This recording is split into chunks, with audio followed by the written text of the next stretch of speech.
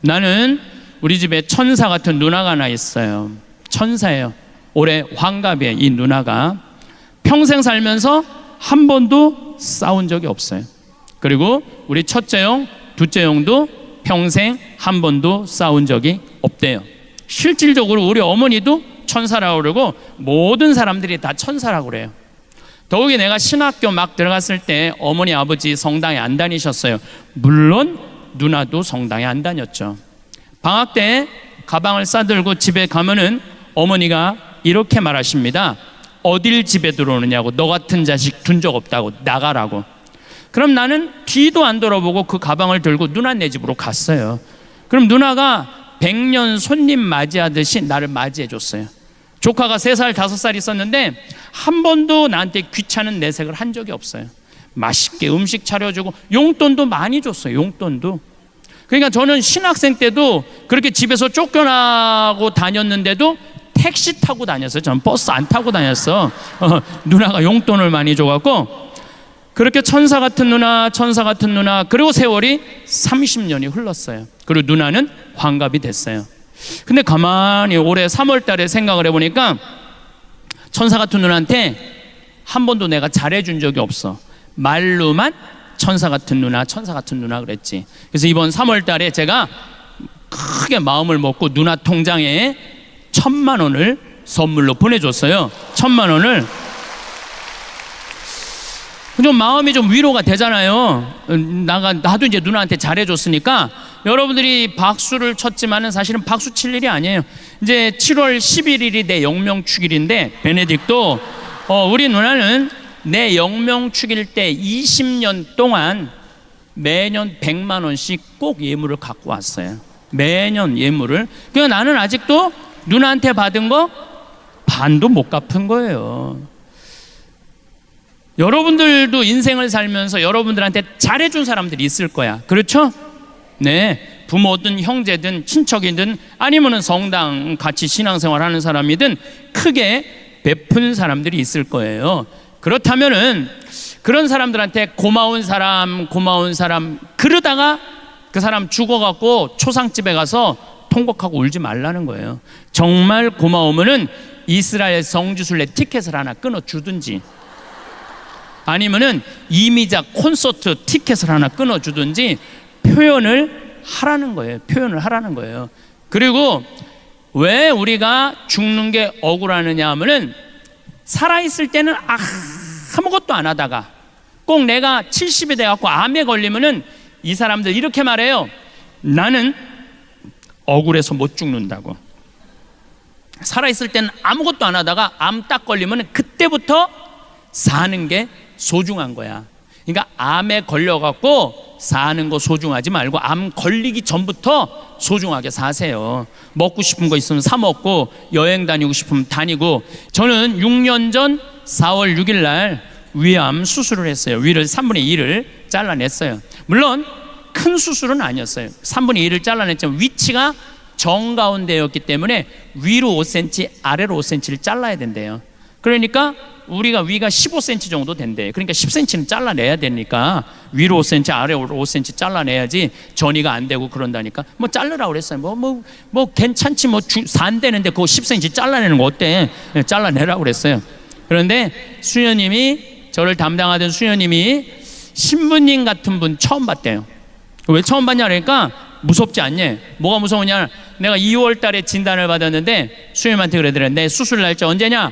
4월 6일이라고. 내가 강의 몰아서 4월 3일까지 강의하고 4월 3일 날 밤에 들어가겠다. 그리고 수술 끝나고 4일 만에 나 강의가 있어서 나가겠다. 나갔어요.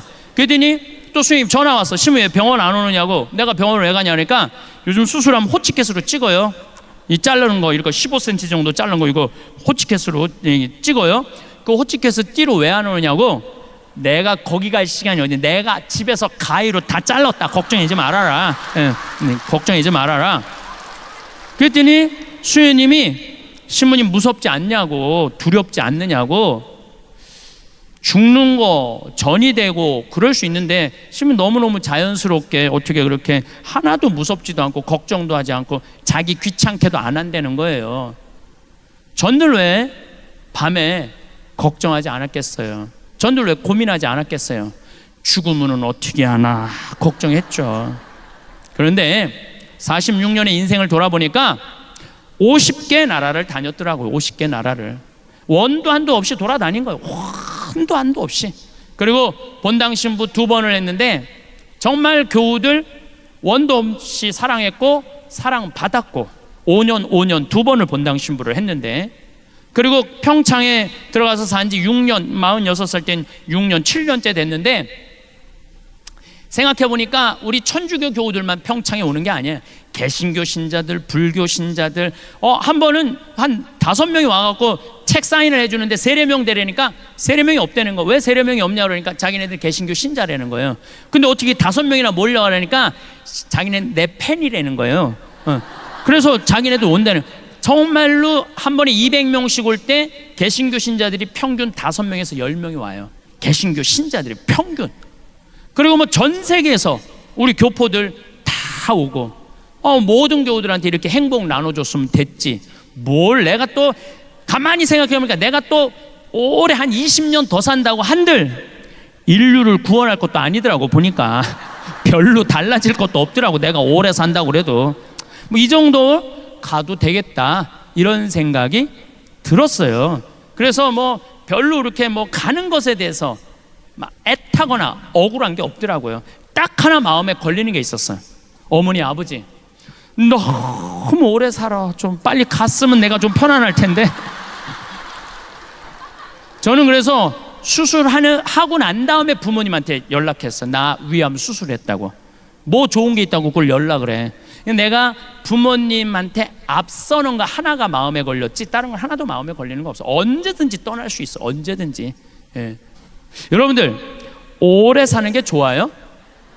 막 75살서부터 90살까지 막 치매 걸려갖고 막 벽에 똥칠해가면서 막 자식들 서로 원수 만들고 막 이 요양원 저 요양원 떠돌아다니면서 오래 사는 거 좋아요?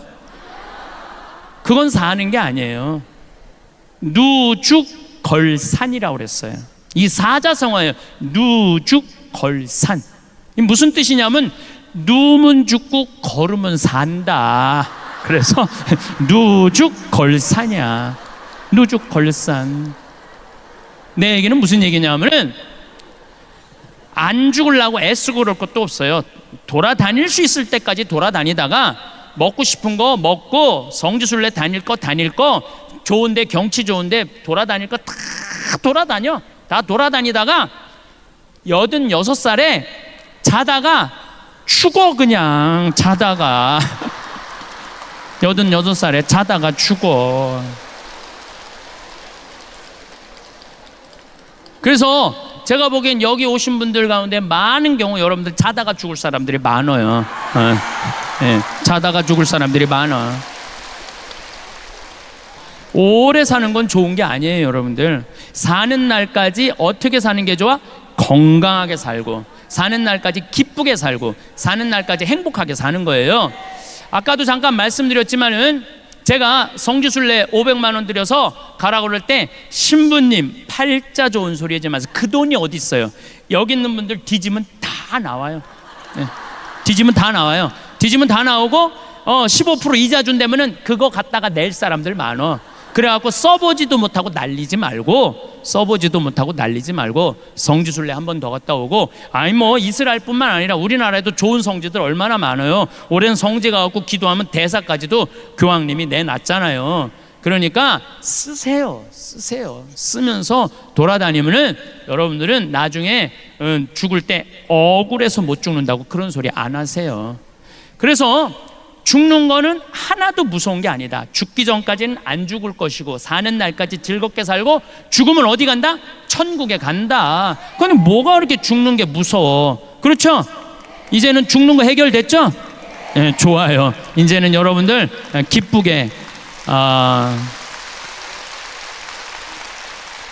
웃으면서 죽을 수 있으리라 믿습니다. 네, 이번에 수원에서 아주 재미난 일이 있었어요. 재미난 일이에요. 한 전례 분과장이 교우들을 꼬신 거예요. 나한테 돈 주면은 이자 15% 주겠다고. 그래서 교우들이 5천만 원, 1억, 2억을 맡긴 돈이, 그 전례분과장한테 맡긴 돈이 얼마냐면은 300억을 맡겼대. 300억을. 그래갖고 사기로 드러나서 이 사람 지금 두 번째 재판을 받고 있다고 그래요. 내가 그 본당 신부한테 직접 들은 얘기예요. 자, 여러분들 1억 주면은 15% 이자 줄게 하고 꼬셔갖고 1억 받은 사람이 나쁜 사람이에요. 1억 맡겨갖고 15% 이자 받겠다고 1억 맡긴 사람이 나쁜 사람이에요. 그렇죠? 여러분들도 당연히 그렇게 생각하죠? 맡긴 사람이 나쁜 사람이에요. 맡긴 사람. 이 사람은 분명히 거의 이 중에 반 이상은 냉담할 거예요. 성당에 나갔더니 사기꾼만 있더라. 자기가 잘못한 건 모르고 사기꾼만 있더라. 누가 욕심 핀 거예요? 맡긴 사람이 욕심 핀 거예요. 제 얘기가 그 얘기예요. 그 1억 맡길 돈 있으면은, 그 돈 있으면 이스라엘 성지순례를 20번을 갔다 와라 이거예요. 20번을. 이스라엘 성지순례 20번을 왔다 가면은 그분은 예수님하고 트고 지낼 수 있다니까. 냉담도 안 하고. 제가 이스라엘 성지순례 5번 지금 갔다 왔는데 예수님하고 거의 틀라고 그래. 지금 트기 일보 직전이야. 여러분들, 재물을 어떻게 쓰느냐는 참 중요해요. 재물을 내가 돈 욕심 펴갖고 나 맛있는 것도 안 사 먹고 여행도 아니고 아무것도 안 하고 끝까지 돈 욕심만 내는 사람은요, 끝에 건질 게 아무것도 없는 사람들이에요. 건질 게 아무것도 없는 사람. 제가 평창 생태마을 피정이 연말까지 다 찼어요. 예, 그래서 이제 9월 달에 또 오픈하면은 재미난 게 올 9월 달에 내년 피정을 오픈을 하거든요. 그러면 한 달 만에 다 차요. 근데 우리 집에 피정은 화요일, 수요일이 1박 2일이야. 목요일이 당일 피정이고 오늘 200명이 또 들어와요. 금, 토, 일, 2박 3일. 2박 3일인데 어떤 사람들이 제일 행복한가 봤더니 금, 토, 일 오는 사람들이 제일 행복한 사람들이야. 왜 금, 토, 일 오는 사람들이 행복한가 가만히 봤더니 밥을 무려 6끼를 안 하더라고. 밥을 6끼를 안 하더라고. 근데 금, 토, 일 2박 3일에 피정하는데 피정비가 얼마냐면 8만 원이에요. 8만 원. 8만 원에 이틀 밤 자고 6끼 밥 먹고 두부 만들고 찰떡 만들고, 또 보니까 이분들이 새벽에 아침에 일어나갖고 럭셔리하게 산책을 하더라고. 럭셔리하게. 또 아침 먹고도 얼마나 우아하게 커피를 마시는지 몰라. 왜 그런가 했더니 설거지를 안 하잖아. 설거지를. 그러면은 60년, 70년 사신 분들, 가만히 보면은 여기 계신 분들 60년, 70년 살았다면 여러분들 보통 한 집에서 40년 살림살이 하신 분들이에요. 그러면은 살림살이 하는 주부가 한 달에 노동 가치가 300만 원이래. 300만 원. 그러면은 10년이면은 3억이에요. 40년이면 12억 원어치 일을 한 거야. 12억 원어치 일하고 그 자기를 위해서 8만 원을 못 써? 벌벌 떨고 이거 아까워서 이거 가나마나. 그게 인생을 헛사는 거예요. 그런 분이 딱 암에 걸려갖고 나 인생을 돌아와서 나 억울해서 못 죽는다. 난 고생만 했다. 난 그런 사람들이 안타깝다는 거예요. 호강하려면 언제? 지금 하세요. 지금. 나중에 죽기 직전에 호강하려고 애쓰지 말고. 예. 그래도 죽는 게 싫어. 왜 죽는 게 싫으냐면 이 모양 이 꼴로 살다가는 죽어서 지옥에 갈까봐. 여러분들 사형수들이 왜 죽는 게 싫은 줄 아세요? 사형이 결정됐고 막 목매로 올라갈 때 왜 안 죽으려고 뻗팅기는 줄 아세요? 왜 그러느냐면 죽어서 어디 갈 거라고 생각해? 지옥에 갈 것 같아갖고. 지금 살아있을 때는 천당 지옥이 결정되지 않았잖아요. 근데 마태복음, 얘네들이 또 성서는 잘 알아요. 마태복음 25장에 이 왼쪽에 있는 사람들한테 악마와 그의 졸도들을 가두려고 준비한 영원히 꺼지지 않는 속으로 가라. 그러니까 영원히 꺼지지 않는 불구덩이 속에 떨어질까봐 안 죽으려고 그러는 거예요. 안 죽으려고. 근데 92년에서부터 97년 사이에 죽었다 살아난 사람이 미국에서 무려 1,500만 명이에요. 1,500만 명. 작년에 한국에서 죽었다 살아난 사람이 몇 명이냐면 680명이에요. 공식적으로 국가에서 발표한 거예요. 사망 선고했는데 살아난 사람이. 우리 수원교구에 1년 후배 신부가 지난 3월 달에 심장마비로 죽었어요. 배드민턴 치다가. 그래갖고 별짓을 다 했는데 안 살아났어요. 근데 마침 그 배드민턴장에 심장 충격기가 있어서 그거 가지고 살아났어요. 이게 죽었다가 살아난 사람들이 많은 거예요. 이렇게 죽었다가 살아난 사람들이 딱 깨어나갖고 이상한 말을 하기 시작하는 거예요.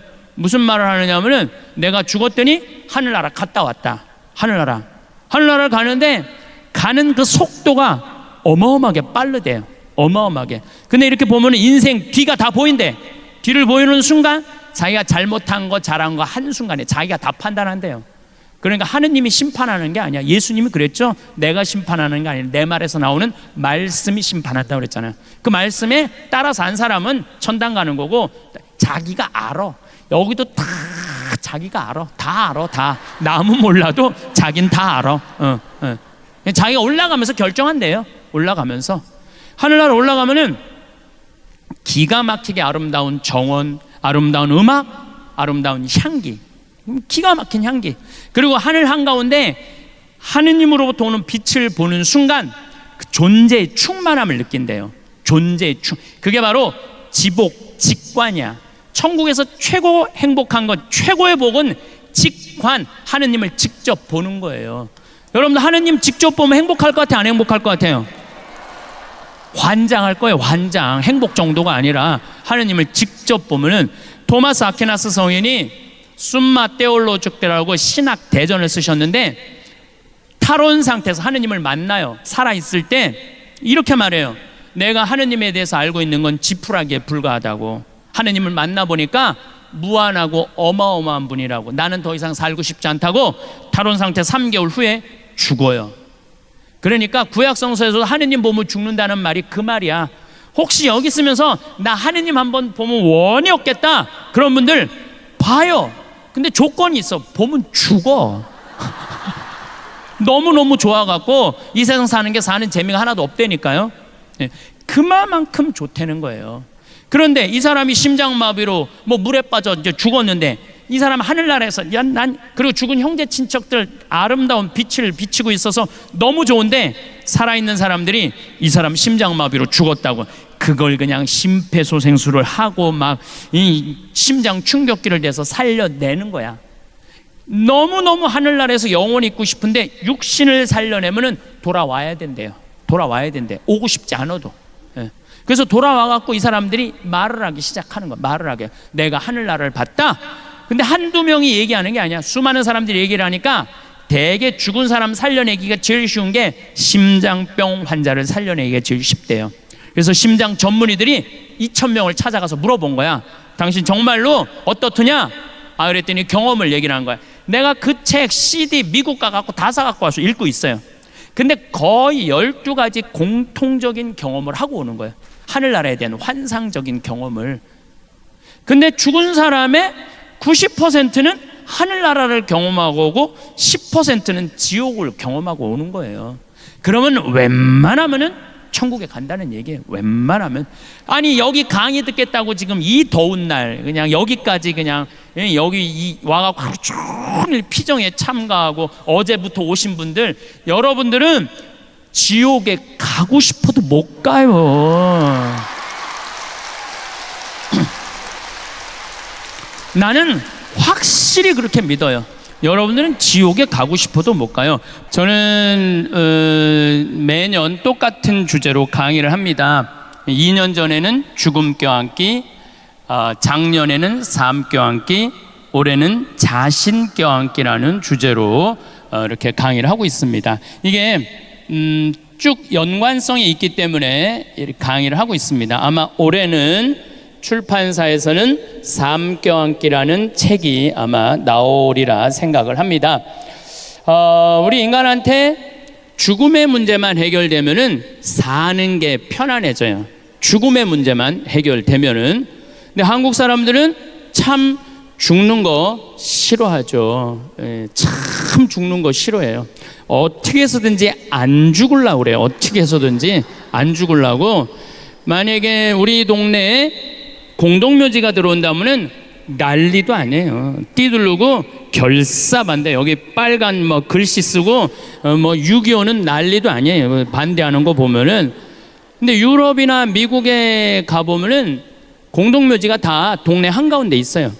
제가 외국에 이렇게 강의를 가보면은 뭐 필라델피아에 한번 간 적이 있었는데 공동묘지를 하루에 10번도 더 보는 거예요.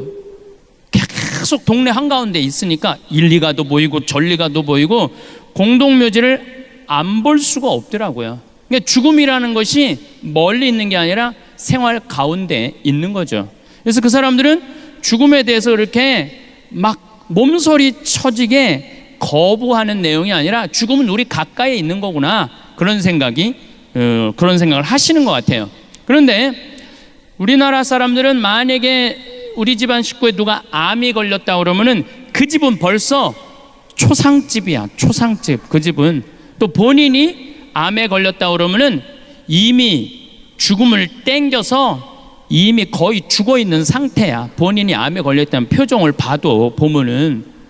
근데 우리 인간이 죽는 거 무서워할 필요가 하나도 없어요. 왜 죽는 걸 무서워할 필요가 없느냐 하면은 우리 인간은 죽기 전까지는 절대 안 죽어요. 여기 계신 여러분들 죽기 전까지는 절대 안 죽어요. 제가 외국 강의 다닐 때마다 또 아프리카 봉사활동 갈 때마다 100시간 정도 비행기를 타요. 100시간 정도면은 5일을 하늘에 떠 있는 거. 5일을 하늘에 떠 있는데 어떤 때는 큰 비행기를 타고 어떤 때는 프로펠러 비행기를 탈 때도 있어요. 근데 작은 비행기를 타면은 난기류에 걸릴 때가 있어요. 난기류에 걸리면 비행기가 정말로 올라갔다 내려갔다 뭐 커피잔이 쏟아지고 막 이러거든요. 막 사람들이 막 불안에 떨고 막 비명 지르는 소리가 막 들리더라고요. 근데 저는 참 그런 분들 보면 안타까워요. 아직 비행기가 떨어지지도 않았는데 왜 불안하고 초조하냔 말이야. 언제부터 불안해하면 돼? 떨어지기 시작하면 그때부터 불안하면 돼. 아직은 떨어지지도 않았는데 불안하고 초조해. 그런 마음을 가지고 여행을 다니니까 참 편안해요. 참 편안해요. 죽기 전까지는 절대 안 죽는다, 이런 생각을 하고 비행기를 100시간을 타니까 무서울 게 하나도 없더라고요. 그래도 죽는 게 싫어. 왜 죽는 게 싫으냐면은 사랑하는 사람과의 이별 때문에 그래요. 죽으면은 더 이상 사랑하는 남편, 사랑하는 자식, 사랑하는 부모, 사랑하는 아내 못 보기 때문에 그래요. 근데 초상집에 가면 참 안타까운 게 살아있을 때는 개, 닭 쳐다보듯이 쳐다보다가 꼭 죽고 나면은 땅을 치고 통곡하는 사람들이 많아요. 왜 벌써 죽느냐고. 조금만 더 살았으면 내가 잘해줬을 텐데. 잘해주려면 언제 잘해줘? 살아있을 때 잘해주면 되죠. 죽고 난 다음에 왜 통곡을 하고 우느냔 말이에요. 제가 평택에서 본당 신부할 때 중풍 걸린 할머니가 한 분 계셨어요. 70살이었는데 신부님, 한 달에 한 번 나 찾아오는 건 신부님밖에 없어요. 아들이 하나 있는데 10년 동안 한 번도 안 찾아왔다는 거예요. 한 번도. 너무너무 내가 고맙다는 거예요. 근데 그 할머니가 돌아가셨어요. 초상집에 갔는데 그 영정사진 앞에서 통곡을 하고 우는 자식이 하나 있더라고요. 10년 동안 안 찾아온 자식이. 그런데 그 자식이 내가 잊지를 못해, 이렇게 말하더라고요. 왜 벌써 죽느냐고. 조금만 더 살았으면 내가 돈 벌어서 효도했을 텐데. 전 속으로 그 자식 보러 이런 생각을 했어요. 너는 엄마가 80에 죽어도 똑같이 말할 자식이야.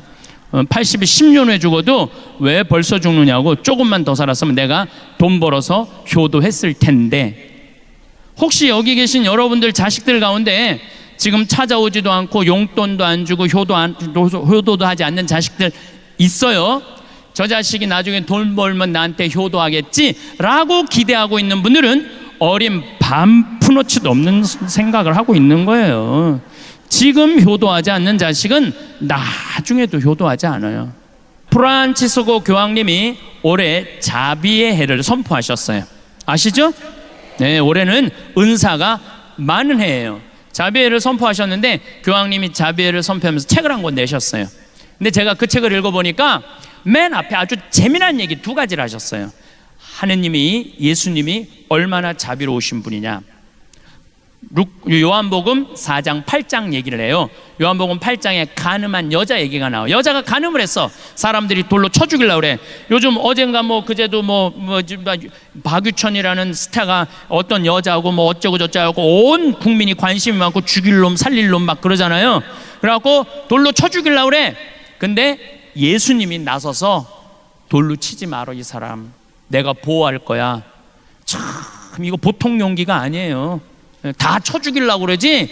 간음한 사람 딱 붙잡고 내가 보호할게, 이거 쉬운 일이 아니에요. 그러니까 예수님 우리가 상상하는 거 이상으로 우리를 사랑한다는 거예요. 혹시 여기 계신 분들 중에 내가 간음해서 난 맞아 죽을 것 같아, 누가 여러분들을 지켜줄 것 같아요? 예수님이 지켜주는 거예요. 그만큼 우리를 사랑한다는 거예요. 근데 한술 더 떠갖고 요한복음 4장에 보면 사마리아 여자 얘기가 나와요. 이 우물가에서 이 여자하고 예수님이 무슨 얘기를 하냐면은 구원과 경배를 얘기를 해요. 구원과 경배를. 근데 이 여자는 결혼을 6번째 한 여자예요. 결혼을 6번째 한 여자, 결혼을. 여러분들 요즘 이혼은 어때요? 나는 이혼 괜찮다고 생각해요. 이혼. 아니 지금 30살에 결혼을 했고 100살까지 살면 한 남자하고 어떻게 70년을 살아요. 이거는 정말 너무너무 힘든 일이에요. 저 신부가 미쳤나, 이혼을 괜찮다 그러고. 여러분들 우리 이혼하는 거 법적으로, 교회법적으로 아무런 문제 없어요. 여러분들은 어떻게 알고 있어요? 이혼하면 안 되는 걸로 알고 있죠? 이혼하는 거 아무 문제 없어요. 뭐가 문제냐면 재혼할 때 교회법에 걸리는 거예요. 재혼할 때 걸리는 거예요. 이혼하고 혼자 사는 거는 괜찮아. 이혼하고 혼자 살고 성당 나가고 성추행하고 다 영할 수 있어요. 예, 그러니까 이혼은 괜찮아. 이혼은 그러니까 걱정하지 마. 이혼은 이혼은 괜찮은데, 자, 이혼까지는 우리가 이해가 되는데 재혼을 해서 산다?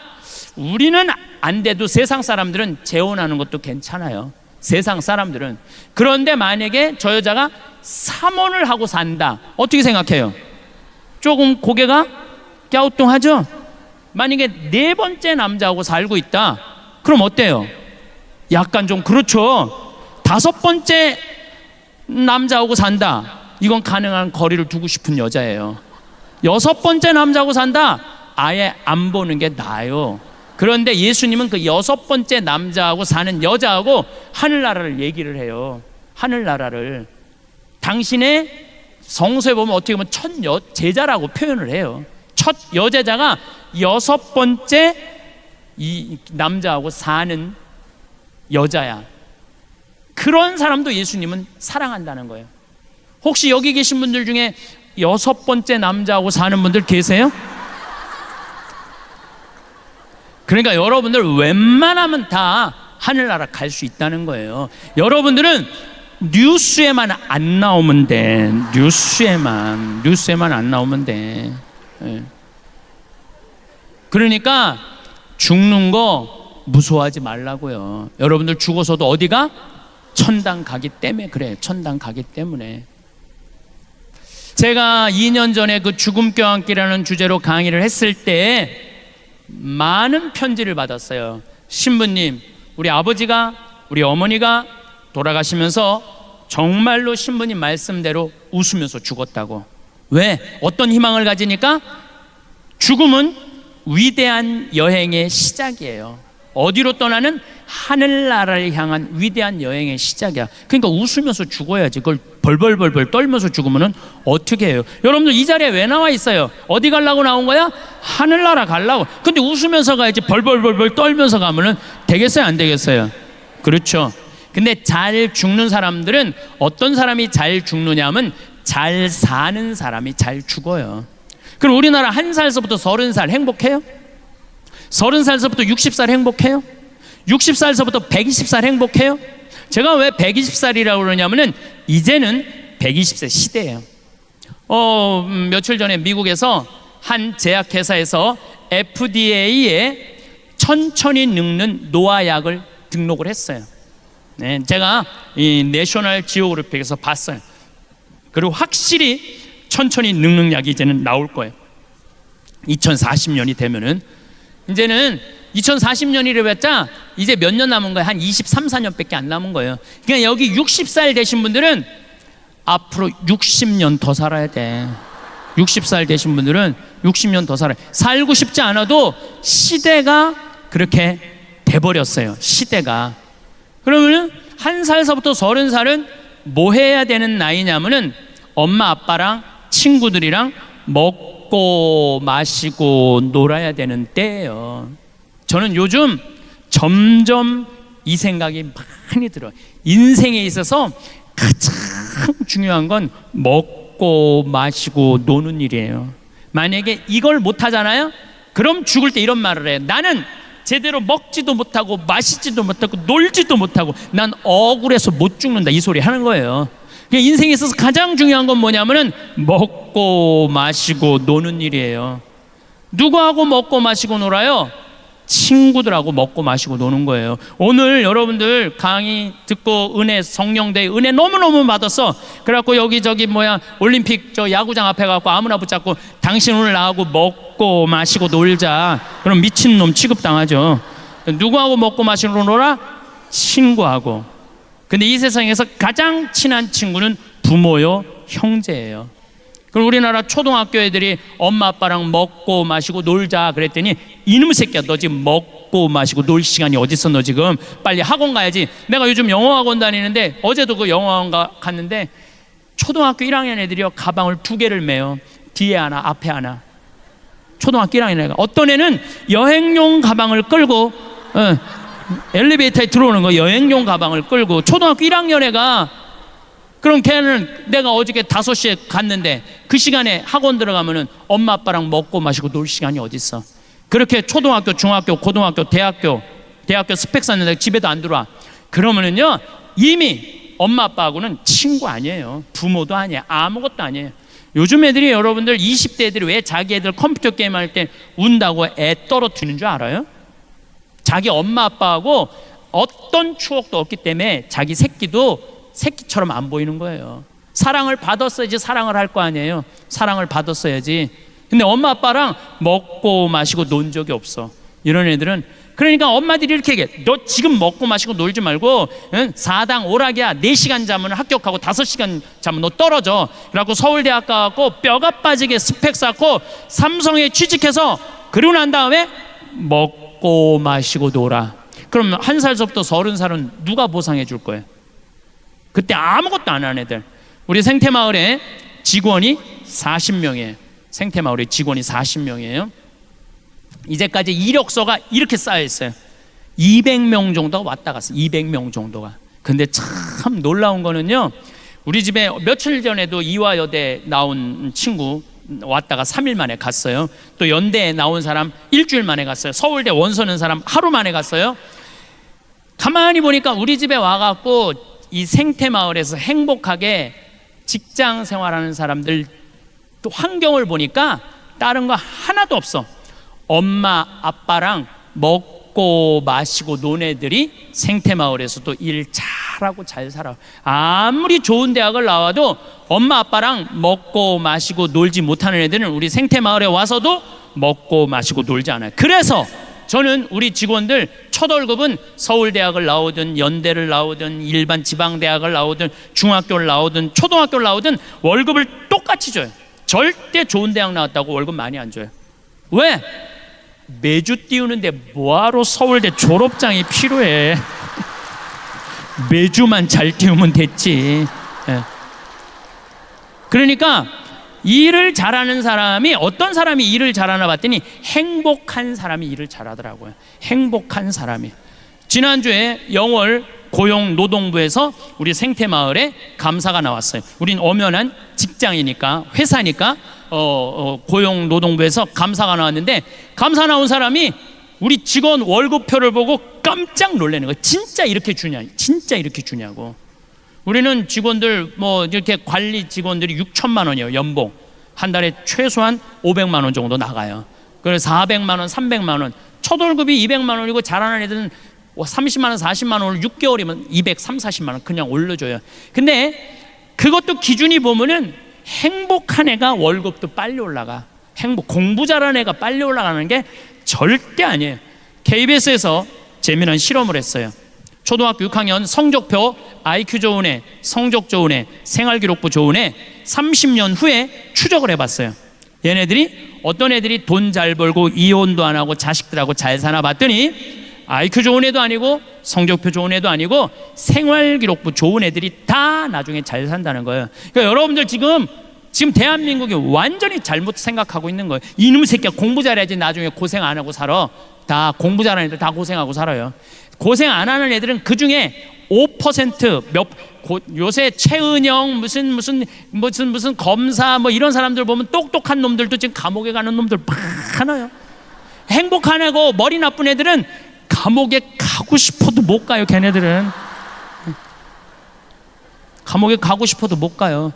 그러니까 지금부터 자식들을 행복하게 키우고 싶으면은 어떻게 해야 되느냐 하면은 애들을 먹고 마시고 놀면 돼요. 1억 신축금 1억 내라면 벌벌 떨다가 15% 이자 준다면 떨커덕 맡기는 그런 어리석은 짓 하지 말고 그 1억 가지고 먹고 마시고 노세요. 그게 행복의 시작이에요. 그러면은 30살서부터 60살은 행복하냐? 30살서부터 60살 이때도 뭐 해야 되는 나이냐면 먹고 마시고 놀아야 되는 때예요. 여러분들 제가 늘 말씀드리지만 여행은 가슴이 떨릴 때 가야지 다리가 떨릴 때 가면 안 돼요. 그럼 언제 가야 돼? 이때 가야 돼. 30살서부터 60살에. 근데 이때 많은 엄마들이 이렇게 말합니다. 엄마는 안 먹고 안 마시고 안 놀아도 돼. 오로지 너 하나 출세하는 게 엄마의 기쁨이고 행복이야. 이렇게 말하는 엄마들 많아요. 뻥이에요. 무슨 자식이 출세한다고 여러분들이 행복할 것 같아요? 그것도 어린 반푼어치도 없는 소리예요. 네 출세가 엄마의 기쁨이야. 이렇게 말하는 분들 참 많아요. 어떤 아버지가 딸을 서울대학 졸업시켜서 삼성에 취직시켜서 서울로 보냈는데 이게 잘난 척하고 남자 알기를 우습게 알고 시집 안 가고 노처녀로 혼자 사는 거야. 서울에서 오피스텔을 얻어서 설날 딸이 왔어요. 아버지가 속상하잖아. 이렇게 공부를 잘 가르쳐놨는데 혼자 사니까. 그래서 딸한테 아버지가 이렇게 말합니다. 네가 뭐가 부족해서 혼자 사냐? 시집 좀 가라. 그랬더니 아버지가 딸이 아버지를 쳐다보면 아버지 한심한 소리 하지 말라고. 뭐가 한심한 소리? 요즘 시집 가는 게 얼마나 힘드냐? 힘든 줄 아느냐? 그랬더니 아버지가 뭐가 시집 가는 게 힘드냐? 그랬더니 딸이 한다는 소리가 아버지 대통령도 못 간 시집을 내가 어떻게 가? 생각해보니까 대통령도 시집도 안 가고 막 아프리카로 막 중동으로 이리 뛰어다니고 저리 뛰어다니고 대통령 얼굴이나 못생겨서 얼굴도 이쁘장한데 대통령도 시집 못 가는데 내가 어떻게 시집을 가? 그러니까 가만히 생각해보니까 이 딸한테 또 밀릴 것 같아. 그래서 한마디 더 합니다. 아버지가 그럼 너 대통령이라도 해보라고. 그랬더니 또 딸이 아버지를 한심한 눈으로 쳐다보고 한다는 소리가 아버지가 대통령을 했어야지 나도 해볼 거 아니야.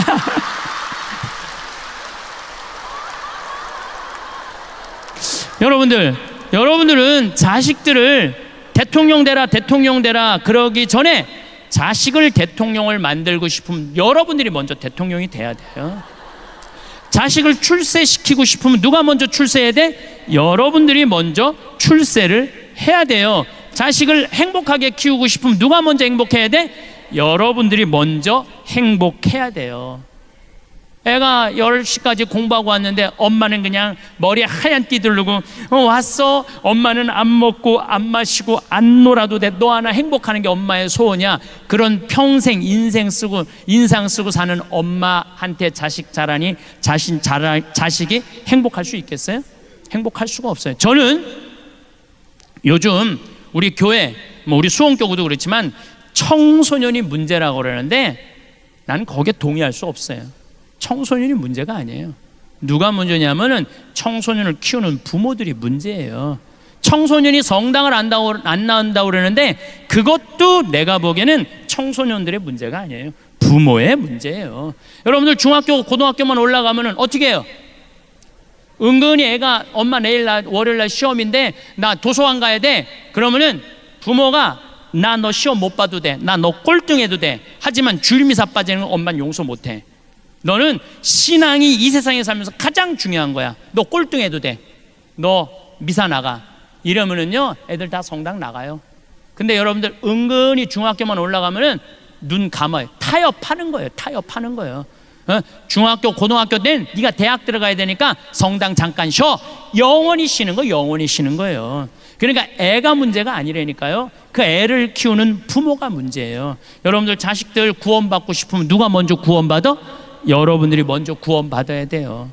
그러면 60살에서부터 120살은 행복해요? 60살에서부터 120살? 나는 자식 출세하는 것만 봐도 내 행복이야 라고 말하는 분들 늙어봐요. 절대 그렇지 않아요. 어떤 욕심이 생기느냐 하면은 자식이 좋은 대학 다니고 좋은 직장에 취직하잖아요. 그럼 바라기 시작해요. 보상 심리가 생겨요. 저렇게 잘 컸는데, 저렇게 잘 나가는데 내가 갈비가 먹고 싶으면 저 자식이 와서 사주겠지, 이런 생각을. 내 주머니에 돈이 있어도 안 사 먹어요. 자식이 와서 사줄 때까지. 내가 사 먹는 건 자존심 상해. 왜? 내가 저 자식을 저렇게 잘 키웠는데 저 자식이 와서 사줘야지, 이런 생각을 해. 내 주머니에 돈이 있어도. 근데 여러분들 자식이 무당이에요? 막 일하다가 오늘 엄마가 갈비가 먹고 싶네? 내가 가서 사줘야지, 이렇게 생각하는 자식은 대한민국에 한 명도 없어요. 지금 갈비 먹고 싶은 거 누구만 알아? 나만 아는 거, 나만. 그럼 누가 사줘야 돼? 내가 사줘야 돼. 내가. 누구 돈으로? 내 돈으로. 무슨 돈으로? 집 잡혀서. 그러면은 다 해결되는 거예요. 그런데 절대 자기 돈으로 가서 안 사 먹어요. 그리고 끊임없이 원망해요. 끊임없이 자식들 욕해요. 그리고 자기 인생까지 인생 헛살았다고 그래요. 참 어리석은 사람들이에요. 제 강의를 듣고 그래, 내 돈으로 사 먹으면 되지. 그리고 내 돈으로 사 먹은 분들이 나한테 편지하고 찾아오고, 심지어는 개신교 신자들은 용돈도 갖고 와요. 뭐 지지난주에 100만 원, 200만 원 받아서 개신교 신자한테 찾아와서. 그런데 그거 뭐 돈 받았다고 박수 받으려고 그러는 게 아니에요. 자, 그분들이 나한테 하는 얘기, 공통적인 얘기 두 가지가 있어요. 첫 번째, 내 돈으로 사 먹어 보니까 자식 원망을 안 하게 되더래요. 찾아오거나 말거나 원망을 안 하게 되더래요. 두 번째, 내 돈으로 내가 사 먹어 보니까 남은 인생은 누가 책임질 수 있다? 내가 책임질 수 있다는 생각이 들더래요. 여러분들 60살서부터 120살까지 자식이 효도하지 않으면 불행하고, 자식이 효도하면 행복해요? 왜?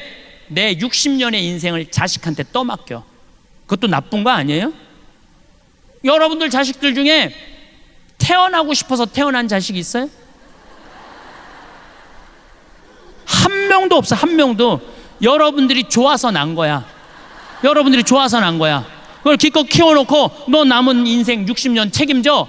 얼마나 이기적인 생각이에요. 키워놓고 자립할 수 있으면 그걸로 끝내야 돼. 남은 인생은 누가 책임져야 돼? 내가 책임져야 되는 거예요.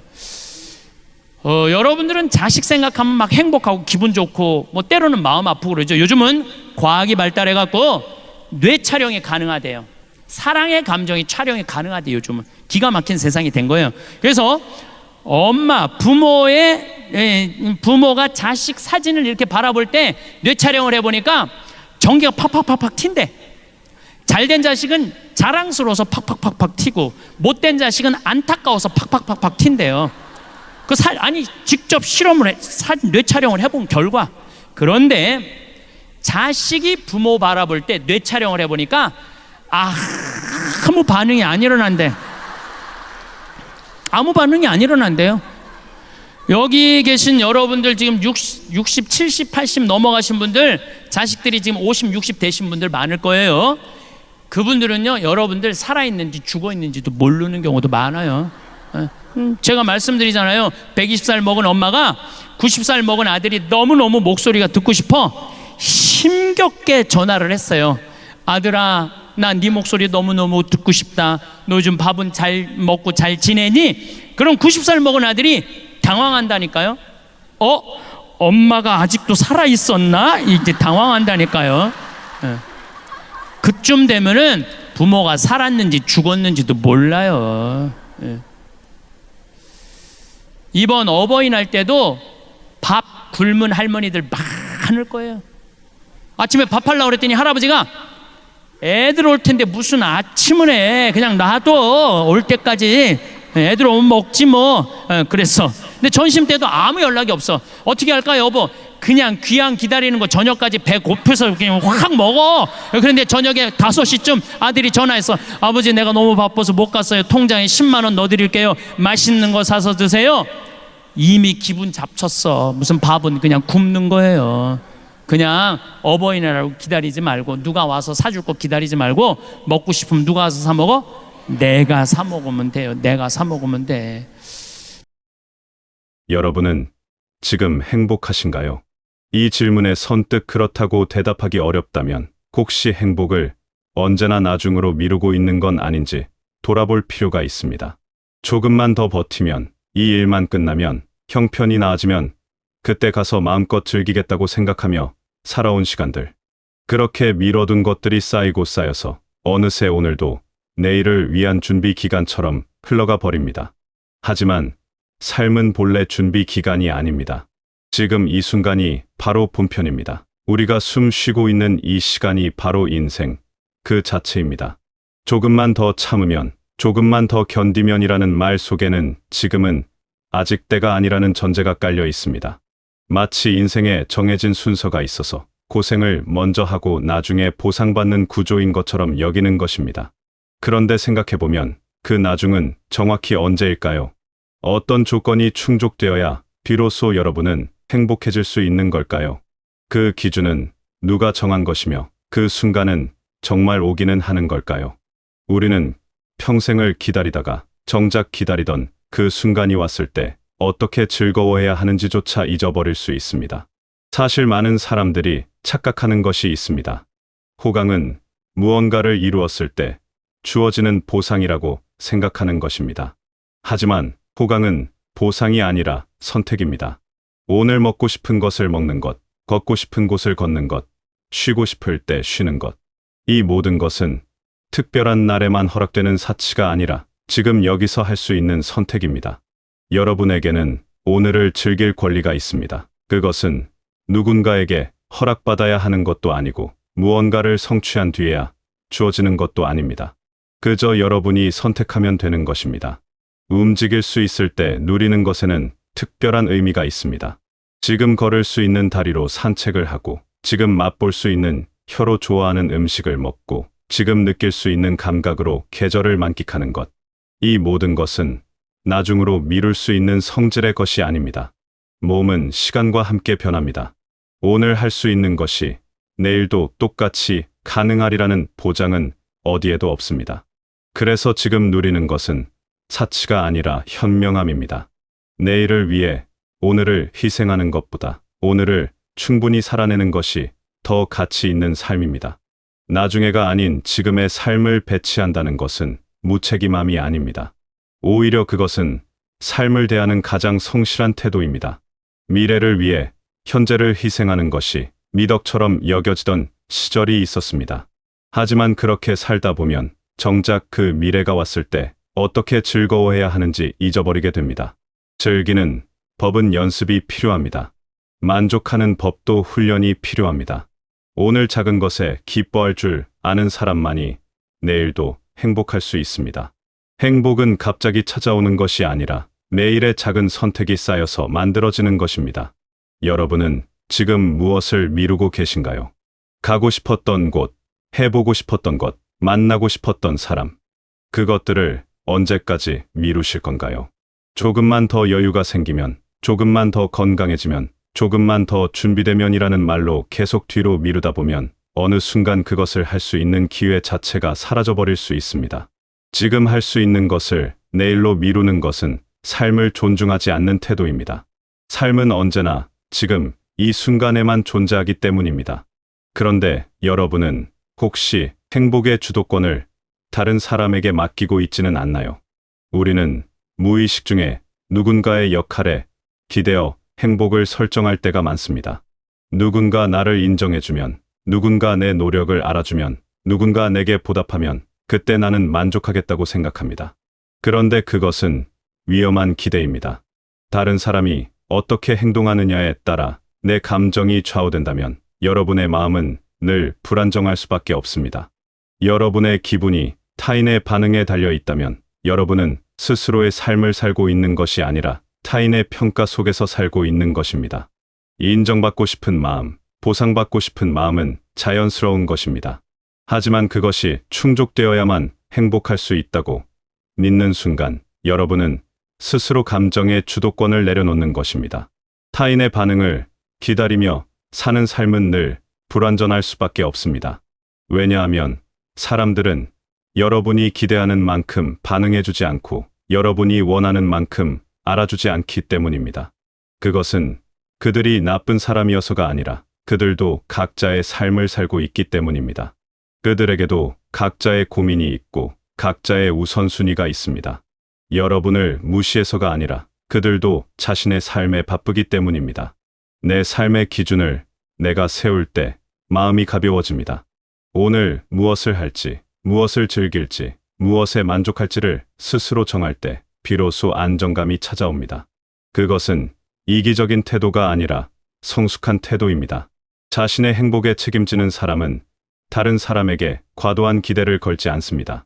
그래서 실망도 덜하고 원망도 덜하게 됩니다. 타인에게 기대하지 않는다는 것은 무관심하다는 뜻이 아닙니다. 다만 내 행복의 열쇠를 타인에게 맡기지 않겠다는 뜻입니다. 책임지는 삶이 원망을 줄인다는 말은 역설적으로 들릴 수 있습니다.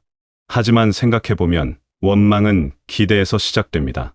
누군가 이렇게 해주기를 바랐는데 그렇지 않았을 때, 무언가 이루어지기를 바랐는데 그렇지 않았을 때 우리는 원망하게 됩니다. 기대가 클수록 실망도 커지고 실망이 쌓이면 원망이 됩니다. 하지만 처음부터 내 행복을 내가 만들어가겠다고 결심한다면 그 원망의 고리는 끊어집니다. 타인이 나를 어떻게 대하든 그것이 내 가치를 결정하지 않습니다. 내가 나를 어떻게 대하는가가 더 중요합니다. 감정의 주도권을 타인에게 주지 않는 삶에는 안정감이 있습니다. 누가 뭐라고 하든 무슨 일이 생기든 내 중심은 흔들리지 않습니다. 왜냐하면 여러분이 선택하고 감당하는 삶이기 때문입니다. 물론 그것이 모든 것을 혼자 해결하라는 뜻은 아닙니다. 다만 내 감정의 책임은 내가 지겠다는 태도입니다. 그것이 바로 자유입니다. 남에게 의존하지 않는 자유, 남을 탓하지 않는 자유, 스스로 만족할 수 있는 자유입니다. 그 자유를 얻는 순간 여러분의 삶은 훨씬 가벼워집니다. 행복은 흘러가는 것이 아니라 번지는 것입니다. 많은 사람들이 착각하는 것이 있습니다. 내가 행복하면 다른 사람들도 행복해질 거라는 말을 억지스러운 위로나 교훈처럼 여기는 것입니다. 하지만 이것은 단순한 말이 아니라 실제로 작동하는 원리입니다. 여러분이 만족하며 사는 모습은 주변 사람들을 편안하게 만듭니다. 억지로 가르치려 하지 않아도, 강요하지 않아도 여러분의 태도 자체가 영향을 미칩니다. 불만 가득한 표정으로 사는 사람보다 평온한 얼굴로 하루를 보내는 사람이 주변에 미치는 영향은 훨씬 긍정적입니다. 살아있는 태도는 말보다 강합니다. 여러분이 오늘을 즐기며 사는 모습, 작은 것에 만족하는 모습, 스스로를 아끼는 모습, 그것은 누구에게도 보여주기 위한 것이 아니지만 자연스럽게 전해집니다. 잘 살고 있음 그 자체가 가장 설득력 있는 말입니다. 어떤 충고나 조언보다도 여러분이 평온하게 살아가는 모습이 더 큰 힘을 가집니다. 여러분이 행복한 모습을 보면 사람들은 저절로 배우게 됩니다. 저렇게 살아도 괜찮구나, 저렇게 여유를 가져도 되는구나 하고 말입니다. 결국 오늘을 잘 사는 사람이 남기는 가장 현실적인 유산은 무엇일까요? 그것은 성취나 통제가 아닙니다.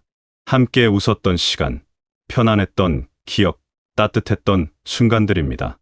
완벽한 인생보다 충분히 즐긴 인생이 더 가치 있습니다. 모든 것을 계획대로 이루는 것보다 주어진 순간순간을 충분히 누리는 것이 더 중요합니다.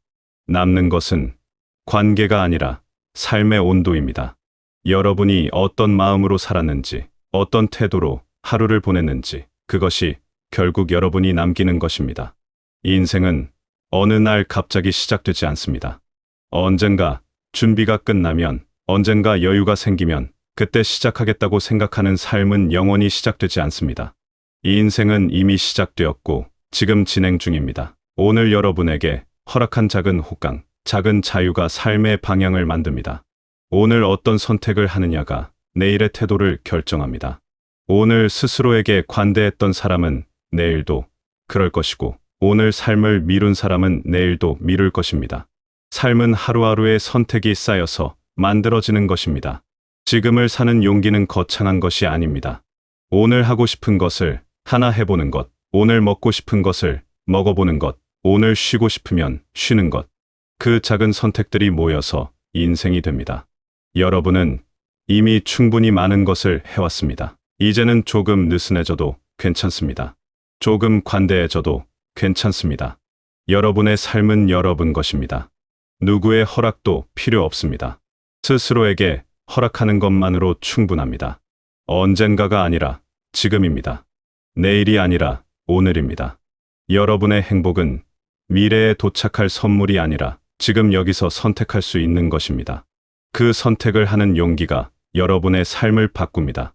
오늘을 미루지 않고, 오늘을 희생하지 않고, 오늘을 충분히 누리는 것. 그것이 바로 삶을 사랑하는 방법입니다. 여러분이 지나온 시간들이 얼마나 소중했는지, 여러분이 견뎌온 순간들이 얼마나 가치 있었는지, 이제는 그것을 인정하고 스스로를 칭찬해도 좋습니다. 그리고 이제부터는 조금 더 부드럽게, 조금 더 여유롭게 살아가셔도 됩니다. 여러분이 지금 이 순간을 소중히 여기며 오늘을 즐기며 스스로에게 너그러운 하루하루를 보내시길 바라겠습니다.